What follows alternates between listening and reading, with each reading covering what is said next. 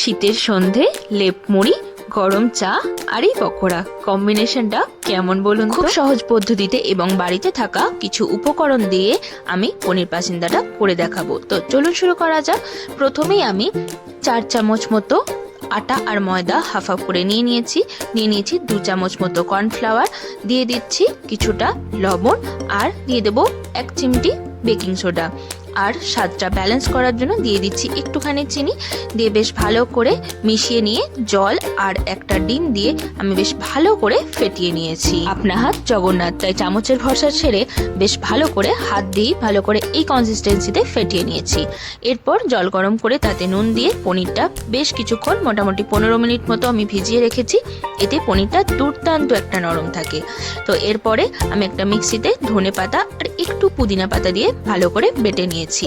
এরপরে একটা মিক্সিং বলে নিয়ে নিচ্ছি 4 চামচ মতো তেঁতুলের পাল্প, দিয়ে দিচ্ছি ধনে পাতা আর পুদিনা পাতা বাটাটা, দিয়ে দিচ্ছি আদা বাটা 1 চামচ মতো, দিয়ে দেব ব্রেড ক্রাম্বস 4 চামচ মতো, দিয়ে দেব কিছুটা মোটামুটি ওই 1 চা চামচ মতো চাট মশলা, দিয়ে দেব স্বাদ মতো লবণ, আর দিচ্ছি 1 চামচ মতো বেসন।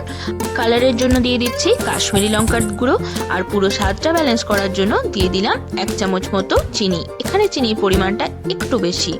এরপরে পনিরটা যে যেমন সাইজের পকোড়াটা ভাজবেন সেই অনুযায়ী আমি কেটে নিয়েছি।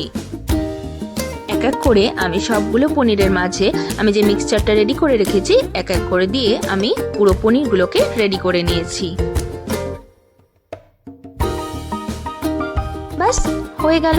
এরপরে আমি ব্যাটারটা ডুবিয়ে ভেজে নেব। যদি আপনারা একটু ডিপ ফ্রাই করতে চান করবেন, বা ডাবল ফ্রাই করতে চাইলে ডাবল ফ্রাইও করে নিতে পারেন।